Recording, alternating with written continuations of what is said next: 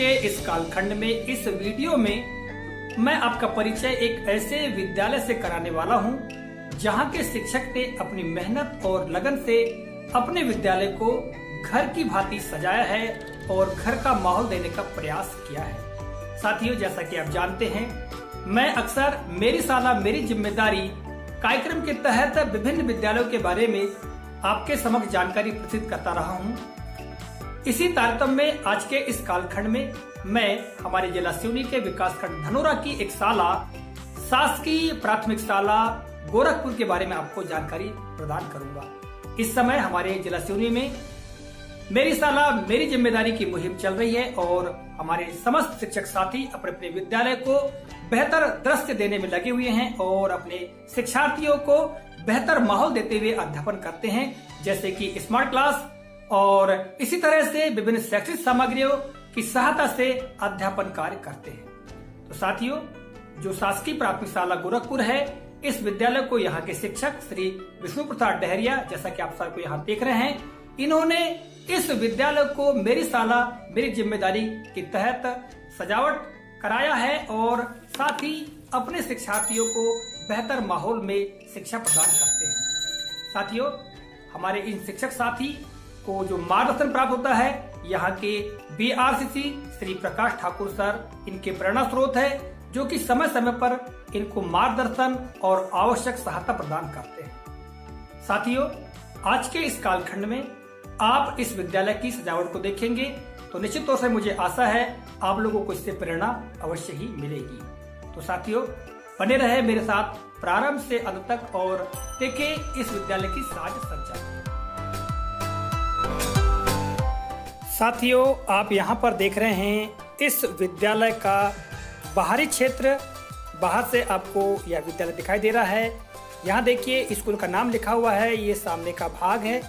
आप जैसा कि यहाँ देख रहे हैं, यहाँ हमारा उद्देश्य लिखा हुआ है। ये कार्यालय की ओर हम आगे बढ़ रहे हैं। कार्यालय को आप देखिए, यहाँ पर इसकी साज सज्जा अपने घर के भांति की गई है। आप देख रहे हैं यहाँ महात्माओं की तस्वीर, शिक्षक जानकारी के साथ साथ आप यहाँ पर विभिन्न सामग्रियाँ, जो विभिन्न पोस्टर यहाँ पर रखे हुए हैं, वो देख रहे हैं। और ये हमारे महापुरुषों की तस्वीर, माँ सरस्वती, भारत माता की तस्वीर, ये इनके कार्यालय की झलक है। इन्होंने अपने कार्यालय को बेहतर और आकर्षक लुक देने का प्रयास किया है। यहाँ देखिए इनके विद्यालय के विभिन्न पोस्टर्स, जो कि समय समय पर इन्होंने तैयार करवाए हैं और विभिन्न जानकारियों को तैयार करवाया है, जैसा कि आप यहाँ देख पा रहे हैं। ठीक है, आगे हम अगर बढ़ें तो ये जैसे स्वतंत्रता दिवस से संदर्भित ये पोस्टर दिख रहे थे। यहाँ पर देखिए शैक्षणिक सामग्रियाँ और ये लाइब्रेरी के तहत कुछ पुस्तकें यहाँ पर रखी हुई दिखाई दे रही हैं। यहाँ आप देख रहे हैं विद्यार्थियों के लिए शैक्षणिक सामग्रियाँ, कुछ पुस्तकें, ये लाइब्रेरी के कुछ अंश हैं। ठीक है, और आगे हम देखेंगे तो यहाँ पर ये विद्यालय के सामने का पुनः भाग दिखाया जा रहा है। और आप इस बाहरी क्षेत्र में देखेंगे तो इन शिक्षक महोदय ने बाहर भी अपने विद्यालय की पेंटिंग कराई है और यहाँ पर भी कहानियों के माध्यम से अपने विद्यार्थियों को शिक्षा प्रदान करते हैं। जैसे देख रहे हैं आप, प्यासा कौवा की कहानी को चित्रमय ढंग से प्रस्तुत किया गया है। और यहाँ पर आप देखेंगे कछुआ और खरगोश की कहानी को चित्रमय ढंग से प्रस्तुत किया गया है। ठीक है, और यहाँ पर ये शैक्षणिक सामग्री की जानकारी दी गई है। ये फैमिली के बारे में बताया गया है इस चित्र में, जैसा कि इन्होंने पेंटिंग कराई है।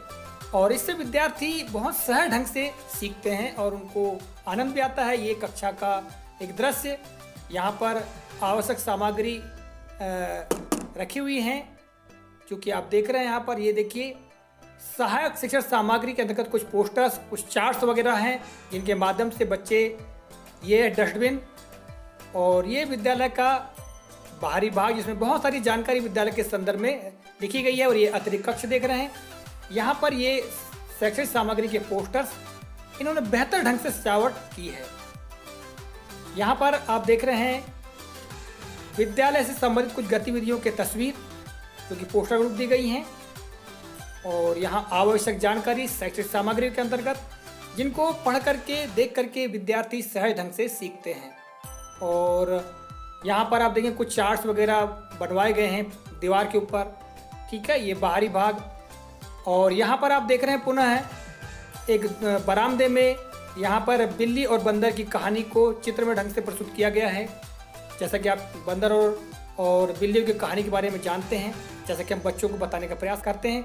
और ये कुछ पोस्टर्स देखिए, यहाँ विद्यार्थियों के लिए शैक्षिक सामग्रियों की व्यवस्था की गई। ये दूसरा कक्षा है यहाँ पर विद्यालय का।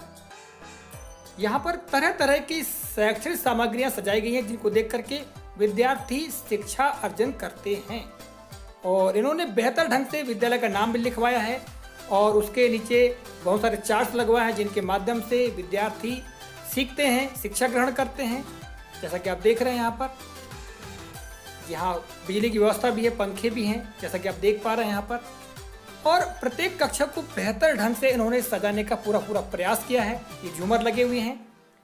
और यहाँ पर आप देख रहे हैं, ये देखिए शेर और चूहा की कहानी को यहाँ रनिंग बोर्ड में दर्शाया गया है। बच्चे यहाँ चित्रमय कहानी को देख करके सीखते हैं, उनको बड़ा आनंद आता है।